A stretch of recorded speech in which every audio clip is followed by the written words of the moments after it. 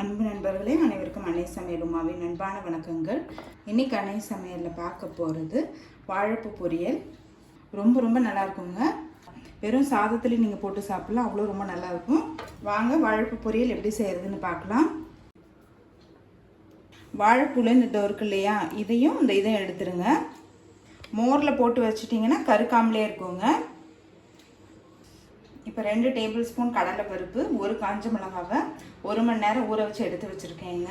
இப்போ இது ரெண்டுத்தையும் மிக்சியில் கொஞ்சம் குறைப்பாக அரைச்சிக்கலாங்க. கடாயில் தேவையான அளவு எண்ணெய், 1 டீஸ்பூன் கடுகு, 1/2 டீஸ்பூன் உளுந்து, 1/2 டீஸ்பூன் சீரகம், 1/2 டீஸ்பூன் சோம்பு, கொஞ்சம் கருவேப்பிலை, 2 காஞ்ச மிளகாய், கொஞ்சம் பெருங்காயம். இப்போ நம்ம அரைச்சி வச்சிருக்க கடலை பருப்பை இதில் சேர்த்துக்கலாங்க.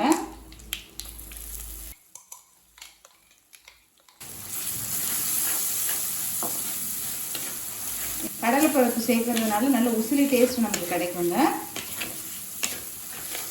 பச்சை வாசனை போயிட்டு நல்லா உதிரியாக வரும். அது வரைக்கும் நல்லா வதக்கிக்கலாம்.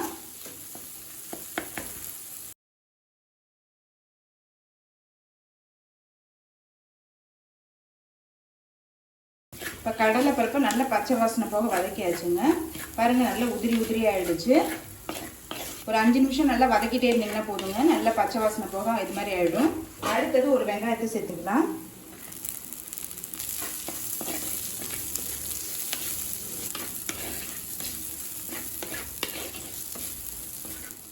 வெங்காயம் நல்லா வதங்கிடுச்சு. 1/4 டீஸ்பூன் மஞ்சள் தூள், 1/2 டீஸ்பூன் மிளகாய் தூள்,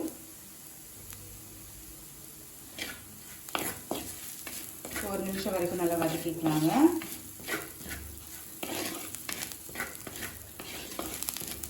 இல்லை நீங்கள் கடலைப்பருப்பு போடாமல் கூட பண்ணலாங்க. கடலைப்பருப்பு போட்டிங்கன்னா டேஸ்ட் ரொம்பவே நல்லாயிருக்கும். இப்போ மிளகாத்தூள் வாசனை போக 1 நிமிஷம் வரைக்கும் நல்லா வதக்கியாச்சுங்க. வாழைப்பூவை நான் கட் பண்ணிவிட்டு மோரில் போட்டு வச்சுருந்தேங்க.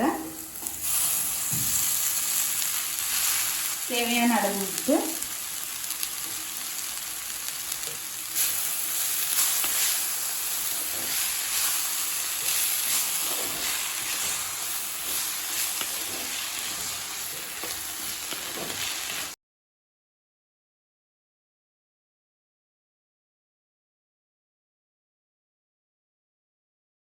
அந்த க்ளீன் பண்ணி கட் பண்ணி வரது தான் நமக்கு கஷ்டமாக இருக்கும்.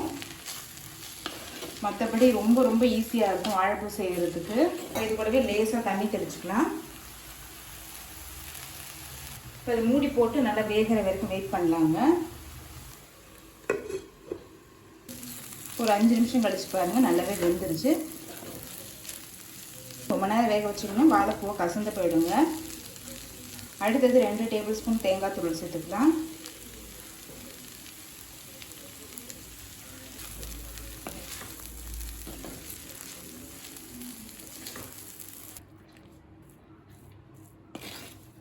வாழைப்பூ பொரியல் ரெடி ஆகிடுச்சு. நம்ம சர்வ் பண்ணிடலாம். சுவையான வாழைப்பூ பொரியல் ரெடி ஆகிடுச்சு. ரெசிபியை ட்ரை பண்ணி பாருங்கள், கண்டிப்பாக உங்களுக்கு பிடிக்கும். ரெசிபி பிடிச்சிருந்ததுன்னா வீடியோவை லைக் பண்ணுங்கள், கமெண்ட் பண்ணுங்கள், ஷேர் பண்ணுங்கள். இது வரைக்கும் அன்னை சமையல் சேனலை சப்ஸ்கிரைப் பண்ணாதவங்க சப்ஸ்கிரைப் பண்ணுங்கள். தேங்க்யூ.